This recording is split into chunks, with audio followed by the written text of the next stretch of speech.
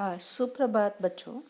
बच्चों, हम लोगों ने इसके पहले जो हमने समास कंपाउंड तो उसकी परिभाषा और समास के प्रकार जो 6 थे उसमें से हमने अव्ययभाव समास और तत्पुरुष समास की चर्चा की।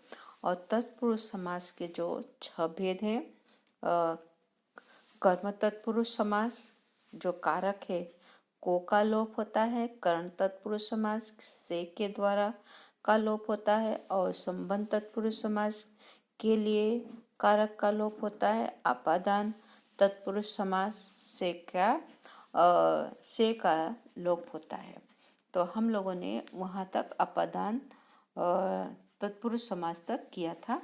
बच्चों, आज हम करेंगे जिससे कहते हैं कि संबंध तत्पुरुष समास। बराबर, क्या संबंध तत्पुरुष समास, इसके साथ बराबर संबंध। तो संबंध का जो कारक है तो उसके अंदर का की के लिए चिन्ह का लोप होता है, यहाँ पर दिया हुआ है। बराबर, तो हमें बच्चों विग्रह तो नहीं करना है, सिर्फ हमें जानकारी के लिए रखना। क्या करना है? जानकारी के लिए। बराबर, तो देश प्रेमी देश का प्रेमी, शिव भक्ति तो शिव की भक्ति, पितृभक्ति पितृ की भक्ति, जलपान जल का पान, डाकघर डाक का घर, राजकुमार राजा का कुमार। ये हुआ हमारा क्या? संबंध तत्पुरुष समास। उसके बाद दूसरा है, यहाँ पर देखेंगे अधिकरण तत्पुरुष समास के जो छठा जो है वो है अधिकरण तत्पुरुष समास। अधिकरण तत्पुरुष समास में पर चिन्ह का लोप होता है। जैसे आप बीती तो आप पर बीती, आत्मविश्वास तो आत्म पर विश्वास, फिर यहाँ पर है साइकिल सवार तो साइकिल पर सवार, कुल श्रेष्ठ कुल में श्रेष्ठ, नरोत्तम नरों में उत्तम, कला श्रेष्ठ कलाओं में श्रेष्ठ। ये हुआ आपका कौन सा समास? अधिकरण तत्पुरुष समास। बराबर, और वैसे समास के जो प्रकार हैं, भेद हैं, तो समास के तीसरा अब हम यहाँ पर हम करेंगे जो है द्वंद्व समास। क्या कहते हैं उससे बच्चों? उससे द्वंद्व समास कहते हैं, जहाँ यहाँ पर दिया हुआ है। तो द्वंद्व समास किसे कहते हैं? तो द्वंद्व समास उसे कहते हैं कि जिस समास में क्या यहाँ पर दिया हुआ परिभाषा कि जिस समास में दोनों पद प्रधान होते हैं तथा समस्त पद में प्रायः योजक चिन्ह, ये जो यहाँ पर माइनस का चिन्ह लगा उसे हिंदी में कहते हैं योजक चिन्ह, प्रायः यानी लगभग लगा रहता है। समास विग्रह करने पर और तथा एवं अथवा आदि शब्द लगते हैं। किसके अंदर? द्वंद्व समास में। सबसे सीधी सरल भाषा द्वंद्व समास उसे कहते हैं। द्वंद्व समास में विलोम शब्द का क्या होता है? प्रयोग किया। विलोम शब्द होते हैं यानी अपोजिट शब्द जहाँ होते हैं उसे द्वंद्व समास कहा जाता है, और वहीं पर पूरक शब्द भी होते हैं। बराबर, अब तो अपोजिट जिसे उल्टा शब्द भी कहते हो के, जैसे यहाँ पर दिया हुआ है कि देखेंगे ध्यान से तो यहाँ पर कि तो जैसे उल्टा शब्द या अपोजिट शब्द माता पिता, तो माता और पिता, रात दिन रात और दिन, जन्म मरण जन्म और मरण, नदी तालाब नदी और तालाब क्या है? ये पूरक शब्द है। जैसे जीव जंतु, ये क्या है? पूरक शब्द है। ओके, नदी और तालाब, गुण अवगुण गुण और अवगुण, पति पत्नी, बाहर भीतर बाहर और भीतर, लाभ हानि लाभ और हानि। ये कौन सा समास हुए? द्वंद्व समास। द्वंद्व समास में क्या होता है? शॉर्टकट में उसको याद रखने का, उसके अंदर उल्टा या विलोम शब्द होते हैं और पूरक शब्द होते हैं। ओके, इस तरह से उसको याद किया जा सकता। ओके, फिर दूसरा जो यहाँ पर दिया हुआ है कि नेक्स्ट जो है कि कर्मधारय समास। पर कौन सा समास है ये? बच्चों कर्मधारय समास, बराबर। तो कर्मधारय समास में दूसरा पद અને उत्तर पद प्रधान होता है। तो कर्मधारय समास में क्या होता है, ये समास का उत्तर पद प्रधान होता है, बराबर। इसका पहला पद विशेषण क्या होता है, पहला जो पद होता है उसका क्या होता है बच्चों, पहले पद का उसका विशेषण होता है, क्या होता है, उसका विशेषण होता है। और दूसरा पद, और क्या दूसरा पद उसकी क्या करता है, उसकी विशेषता बताता है। ओके, दूसरा पद क्या करता है, उसकी विशेषता बताता है। पहला पद विशेषण होता है और दूसरा पद उसकी विशेषता बताता है। ओके, तो यह पहला उपमेय और दूसरा उपमान शब्द होता है, बराबर। जैसे यहाँ पर देखेंगे, यहाँ पर दिया हुआ है, एग्जाम्पल देखते हैं, बराबर। तो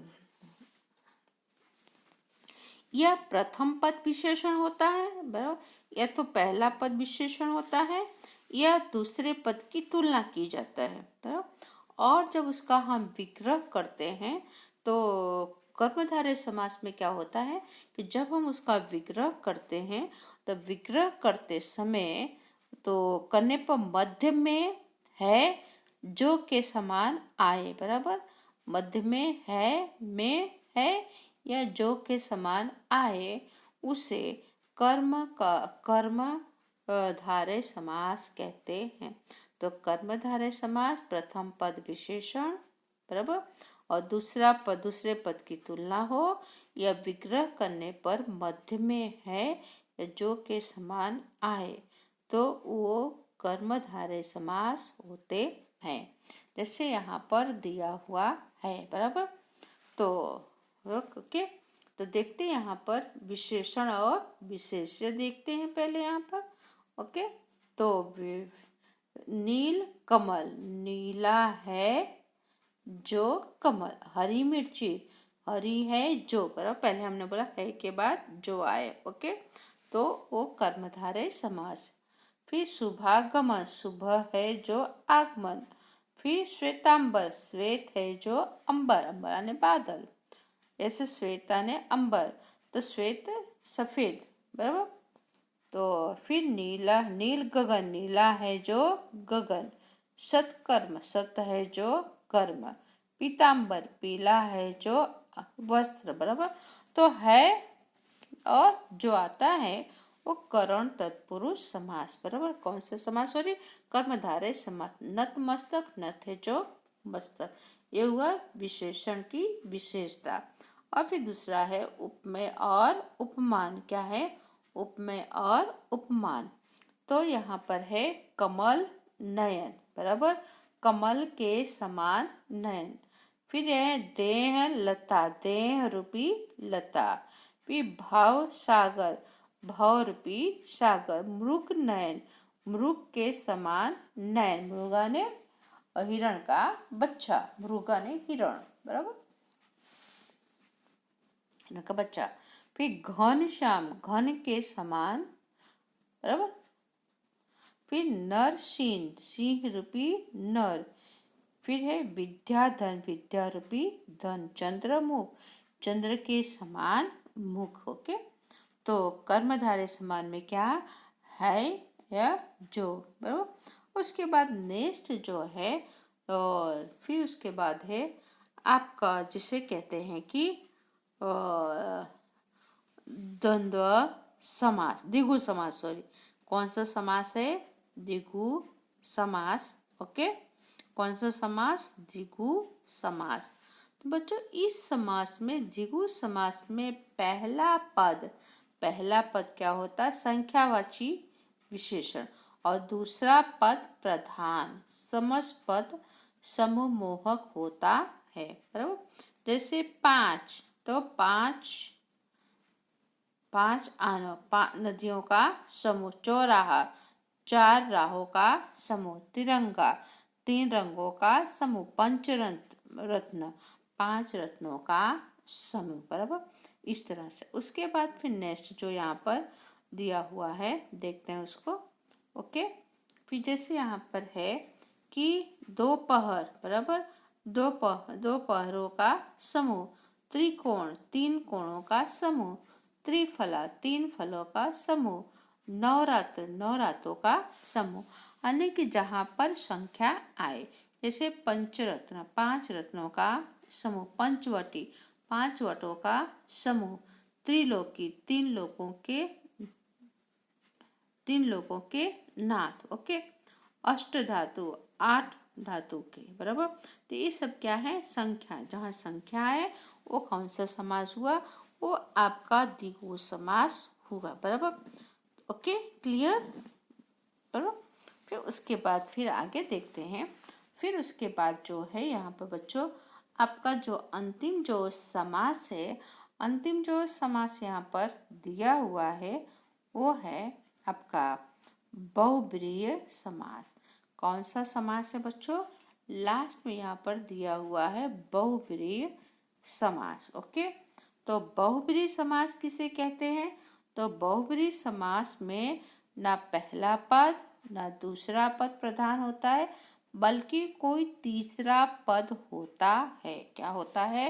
पहला पद दूसरा पद नहीं होता है, बल्कि यहाँ पर कोई तीसरा ही पद यहाँ पर होता है। ओके, तो देखते यहाँ पर, जैसे यहाँ पर दिया हुआ है, क्या दिया हुआ है कि देखेंगे कि लंबोदर समस्त पद। लंबा है उदर जिसका, अर्थात बराबर तीसरा व्यक्ति आ गया, अर्थात लंबा है उदर, उदराने पेट बराबर। तो किसका पेट लंबा है?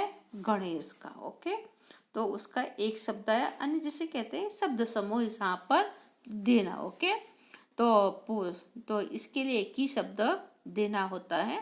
क्लियर? तो जैसे यहाँ पर दूसरा है चतुर्भुजा बराबर।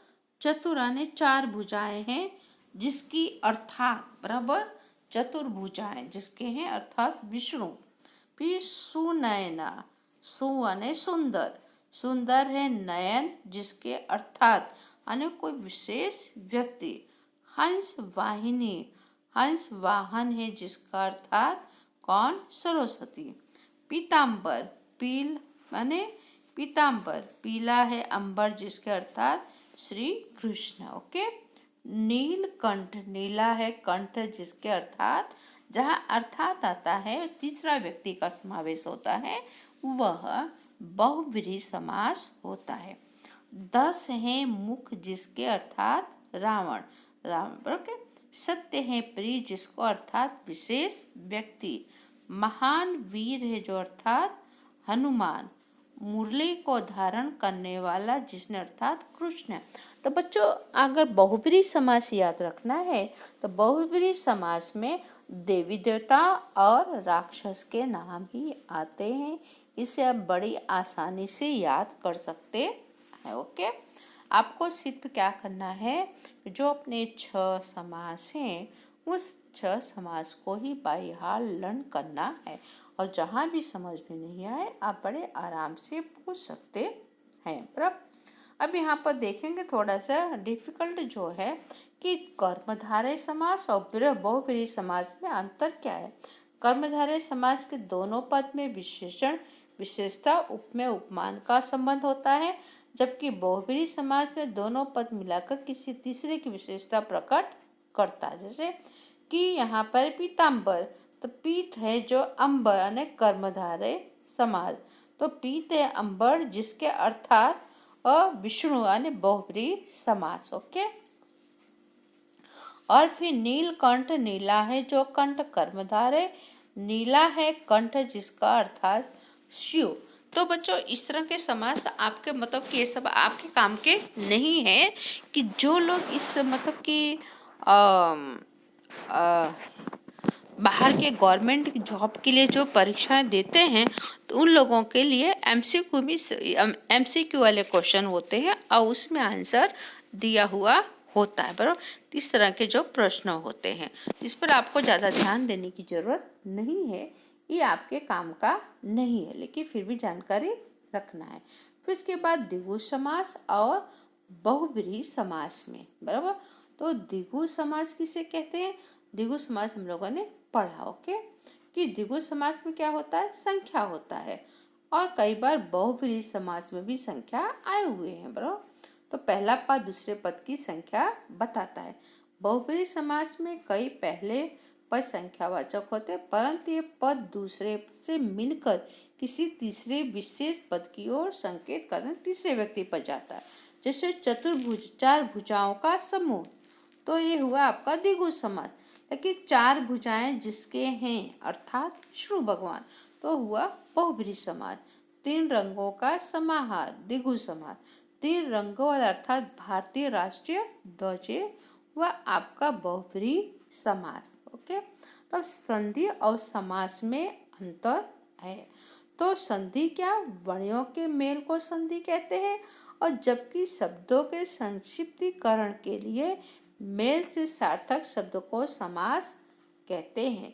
समास और संधि में क्या है बच्चों, अंतर है। ओके, फिर उसके बाद यहाँ पर देखते हैं कि संधि वर्ण के परिवर्तन का नाम समास में शब्द का लोप हो जाता, जैसे वाचन प्लस आलय, वाचनालय, ये संधि हुआ। पवन का पुत्र, तो ये समास हुआ, का निकाल दिया। ओके, तो ऐसे ही तो इस तरह से आप इसे कर सकते हैं। और उसके बाद थोड़ा सा यहाँ पर जो है कि इसे रिपीट कर लेते हैं, जो यहाँ पर दिया हुआ बताया हुआ शॉर्ट में कि है यहाँ पर कि दो या दो से अधिक शब्दों को मिलाकर तथा संक्षिप्त करके नए शब्द बनाने की प्रक्रिया को समास कहते हैं। समास की प्रक्रिया में बनने वाले शब्दों को समासपद कहते हैं। समासपद का विग्रह पूर्ण स्थिति में लाना है, समास विग्रह कहलाता है। तो समास के जो 6 भेद हैं, बराबर, और फिर उसमें तत्पुरुष समास के, वो सब आपको बाय हार्ट लर्न करने की जरूरत नहीं है। सिर्फ आपको पता होना चाहिए कि अव्ययभाव समास किसे कहते हैं, तत्पुरुष समास किसे कहते हैं, द्वंद्व समास और द्विगु समास और बहुव्रीहि समास, कर्मधारय समास। बराबर, तो इतना ही आपको बाय हार्ट लर्न करना है। आपको समास के प्रकार बताना है, एग्जाम में परिभाषा याद करने की जरूरत नहीं है। जहाँ भी समझ में न आए तो बच्चों आप बड़े आराम से पूछ सकते हैं। बराबर, और इसे अपनी कॉपी में लिखना है, आपको थोड़ी प्रैक्टिस भी करनी है। धन्यवाद।